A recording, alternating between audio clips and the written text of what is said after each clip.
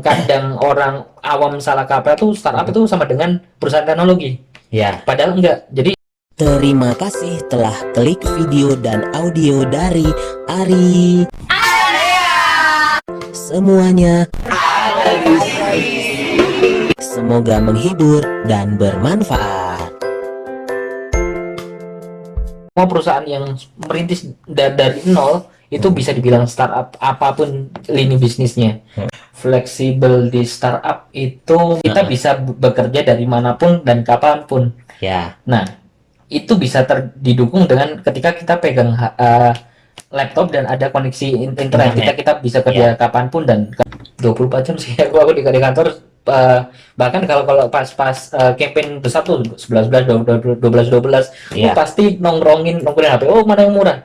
Saya di kantor, Pak. Saya di kantor sampai jam 4 pagi, jam 5 pagi. Mantengin pola konsumen ya. Iya. Enaknya kerja di startup menurut aku kenapa cocok itu aku bisa belajar banyak hal dalam satu waktu.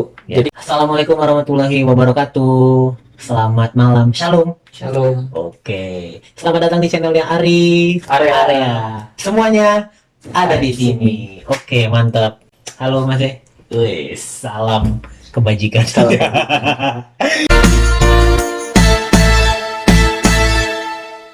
Nah, kalau menurut Mas sendiri, kalau startup itu apa sih gitu? Kalau kan udah maksudnya kan kita sempat ngobrol juga kan, udah beberapa kali pindah di startup e-commerce gitu kan. Pasti udah tahu lah seluk-beluk startup itu sih intinya apa sih gitu. Startup sebenarnya kalau startup dari definisi kata sendiri kan start memulai up ya ke atas, berarti mereka semua perusahaan yang memulai naik ke atas. Jadi yang kadang orang awam salah kaprah tuh startup itu sama dengan perusahaan teknologi.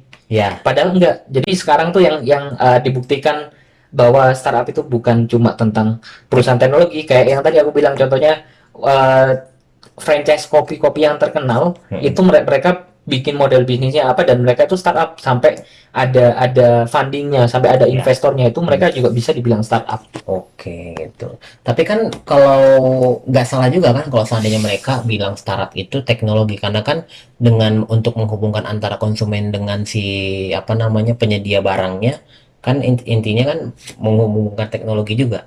Ya nggak sih? Menurut aku startup itu ya kalau dari definisi secara luas semua perusahaan yang memulai merintis. Jadi kalau di bahasa Indonesia startup kan perusahaan rintisan. Ya, benar. Nah itu jadi semua perusahaan yang merintis dari nol itu bisa dibilang startup apapun lini bisnisnya. Kebetulan yang paling banyak dan paling gandrung di anak milenial kan emang perusahaan teknologi. Definisinya startup sama dengan teknologi, padahal sebenarnya lebih luas lah. Oke, siap. Oke, jadi aku udah dapat lah intinya startup itu emang benar-benar perusahaan yang kita benar-benar dari bawah banget mulainya kan. Betul. Nah, terus yang tren sekarang itu kan mungkin di zamannya kamu pas lulus belum begitu ngetren ya nggak sih di kalangan milenial si startup itu, bener kan? Nah, tapi kenapa ya akhir-akhir ini sekarang udah 2020 si orang-orang milenial dan orang-orang yang fresh graduate ngincar startup? Kira-kira sebenarnya mereka itu apa sih yang mereka cari, dan mungkin kira-kira kenapa jadi mereka pengen lebih startup daripada konvensional menurut kamu gitu? Kalau menurut aku satu yang pasti bantuan dari penetrasi teknologi sendiri. Sekarang orang-orang di kampung lah, orang di kampung mama yang udah berumur juga pegang smartphone. Orang tukang becak pegang smartphone, ojek pegang smartphone. Orang pas bawah maksudnya udah megang smartphone gitu ya. Di Jakarta tukang buah itu bisa diorder lewat ojek online, pegang smartphone. Iya, benar-benar. Jadi karena bantuan penetrasi teknologi ini jadi orang jadi nggak asing lagi. Ternyata perusahaan teknologi itu menjanjikan juga ya. Ternyata masa depan perusahaan teknologi itu cerah juga ya. Nah itu yang mindsetnya udah mulai transisi ke orang-orang udah mulai percaya perusahaan teknologi atau startup teknologi ini punya masa depan yang bagus. Beda dengan mungkin 5 atau 10 tahun lalu, terutama di Indonesia ya. Kalau di luar negeri kayak di China, di di Amerika, nah itu udah lama banget perusahaan teknologi itu menjanjikan. Tapi di Indonesia sekarang eranya emang udah orang mulai aware bahwa perusahaan teknologi itu punya masa depan yang bagus. Oke. Karena dilihat dari masa depan yang bagus, emang mungkin kan karena masih mungkin belum pernah punya pengalaman di bidang apa kerja di bidang konvensional ya. Mhm. Jadi mungkin pernah ini nggak sih, kayak pernah ngebandingin nggak sih kayak si startup itu gimana kayak sistem kerja, contoh kayak jam kerjanya kalau yang aku dengar-dengar ya itu kan Mhm. karena aku belum pernah bekerja di bidang startup kan, jam kerjanya lebih fleksibel. Apakah benar emang fleksibel? Fleksibel itu seperti apa kalau di startup? Oke. Fleksibel di startup itu mungkin beda-beda kayak apa namanya? Jadi fleksibel itu kita Heeh. bisa bekerja dari manapun dan kapanpun.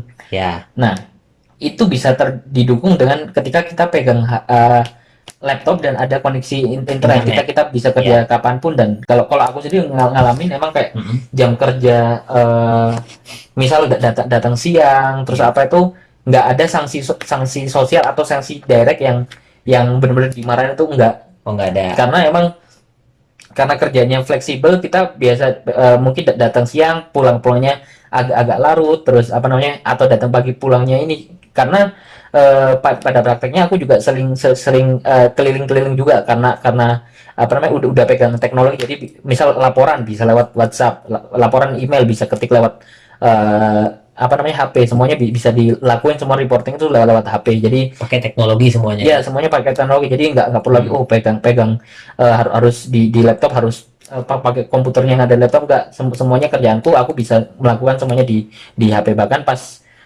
kayak sekarang WFH nih, aku Ya. sekarang lagi kerja dari Bandung, Ya. nggak harus di kantor, Benar. jadi bisa di mana aja. Hmm. Nah, tapi berarti kan secara nggak langsung, kalaupun fleksibel, berarti itu bisa melebihi orang-orang yang bekerja di konvensional yang kerjanya dari jam 8 sampai jam 5 dong. Secara nggak langsung kalau dari penjelasan kamu, Bisa iya ya bisa kan? enggak.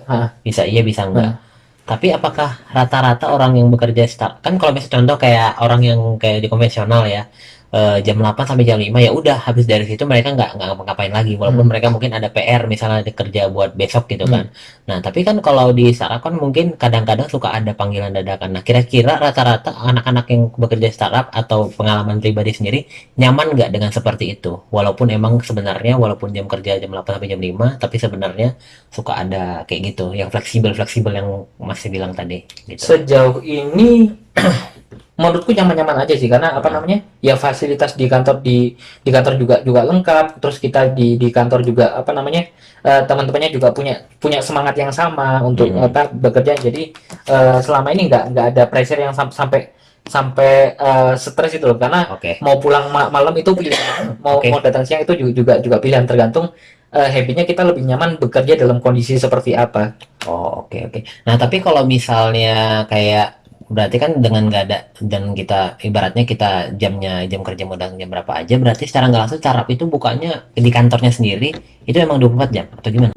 24 jam sih aku di kantor, eh, bahkan kalau kalau pas campaign besar tuh 11 12 aku Iya, pasti nongkrongin HP, oh mana yang murah, saya di kantor pak, saya di kantor sampai jam 4 pagi jam 5 sambil pagi. mantengin apa Betul. pola apa konsumen ya. Iya, Iya, lah, benar-benar benar. penjualan lah itu bakal Penjualan. kita pantau itu biasanya sampai jam 4 jam 5 pagi itu masih di kantor. Di situ kalian yang sibuk-sibuknya ya. Betul, Benar. kalian belanja belanjanya.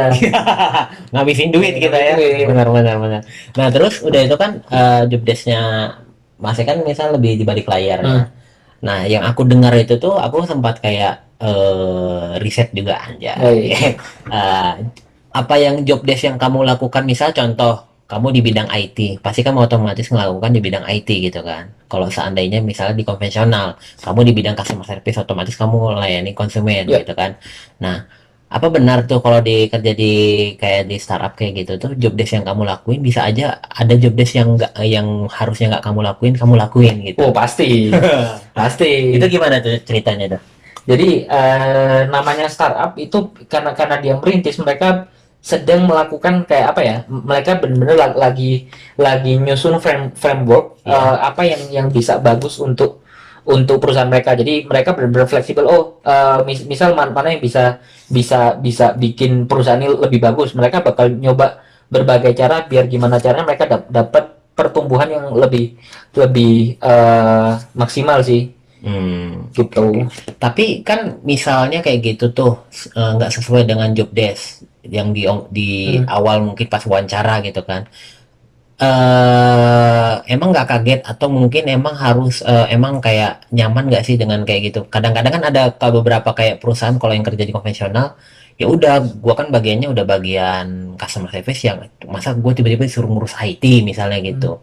Nah, itu gimana tuh rata-rata? Itu tergantung sudut pandang sih. Jadi kalau ada satu job desk yang nyelempang lah istilahnya itu, Iya. selama itu bisa membangun diri kita, makanya kenapa enggak gitu? Karena Ya. enaknya kerja di startup menurut aku kenapa cocok itu, aku bisa belajar banyak hal dalam satu waktu. Ya. Jadi nggak cuma di job deskku aja, aku bisa belajar yang lain. Aku nggak cuma sekarang onboarding, aku juga bisa belajar legal nih. Ternyata untuk menjadi seller korporat itu ternyata harus ada perizinan, punya izin usaha, punya NIB segala macam.